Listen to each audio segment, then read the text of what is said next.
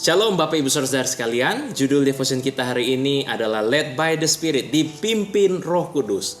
Saya agak heran dengan beberapa pengajaran gereja-gereja di luar sana yang tampaknya mengkerdilkan pengajaran tentang Roh Kudus. Roh Kudus adalah kuasa yang memberi berkat kelimpahan materi anak-anak Tuhan. Roh Kudus adalah yang membuat bisnis kita jadi sukses.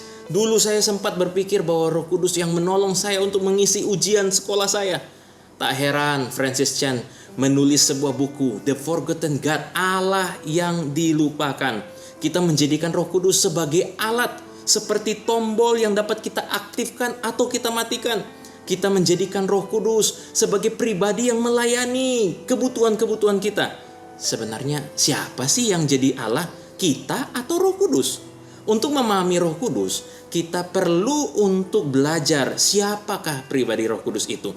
Ia adalah pribadi ketiga dari Allah Tritunggal yang hakikatnya adalah Allah.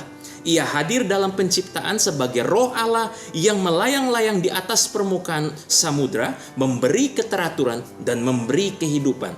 Ia yang memimpin dan memberi kuasa, hikmat pada nabi-nabi perjanjian lama. Ia juga yang tampak dalam peristiwa Yesus Kristus dibaptis di Sungai Yordan. Ia juga yang membuat pelayanan para rasul menjadi efektif, yang untuk menjadi saksi Kristus di dunia yang gelap ini.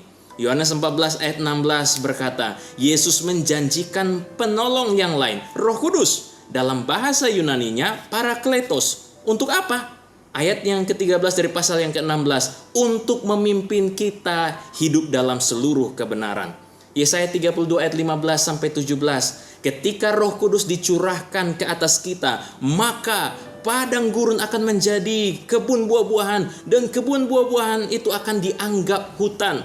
Ini bagi kalangan teologi kemakmuran, mereka akan menafsirkan ini sebagai kelimpahan materi anak-anak Tuhan. Salah! Dan di ayat yang ke-16, di padang gurun akan berlaku keadilan, dan di kebun buah-buahan akan tetap ada kebenaran. Di mana ada kebenaran, damai sejahtera akan lahir di situ. Ketenangan akan hadir dan ketentraman akan menyertai kita. Saya mau katakan Bapak Ibu Saudari, koruptor tidak akan pernah tenang. Suami yang selingkuh tidak akan ada ketentraman dalam keluarganya. Dan orang yang suka hidup dalam kedagingan, di dalam kehidupannya tidak akan ada damai sejahtera. Jadi, jika saudara mau untuk hidup damai sejahtera, tenang dan ketentraman, maka satu-satunya jawaban Kristus adalah hiduplah dalam kebenaran. Bagaimana caranya? Yesus berkata bahwa akulah jalan, kebenaran, dan hidup. Ini mengajar kita supaya kita hidup seperti Kristus hidup. Kita suci seperti Kristus suci. Dengan kekuatan kita sendiri, ini mustahil untuk kita bisa hidup dalam kebenaran. Maka daripada itulah, Roh Kudus akan memimpin kita untuk hidup dalam seluruh kebenaran. Roh Kudus tidak akan membiarkan kita hidup tidak benar, sehingga Dia akan begitu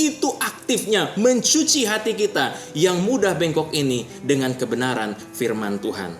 Tugas kita adalah memberi diri kita, membuka hati kita untuk dipimpin Roh Kudus setiap harinya.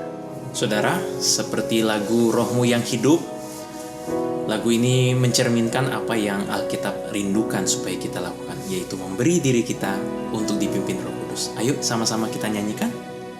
Rohmu yang hidup penuhiku, Engkaulah damaiku. Jiwaku tenang bersamamu dalam naunganmu.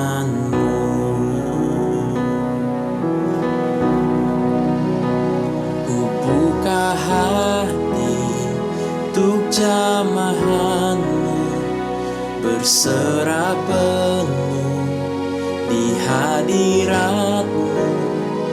Kau ambil alih seluruh hidupku, di altarmu menyembahmu. Kita berdoa. Bapa dalam surga, kami bersyukur karena Tuhan baik. Tuhan mau memimpin kami. Tuhan mau untuk menuntun kehidupan kami untuk masuk dalam kebenaran. Kami membuka hati kami, biarlah Roh Kudus pimpin kami dalam seluruh kebenaran. Ini doa dan harapan kami. Demi nama Yesus Kristus kami berdoa.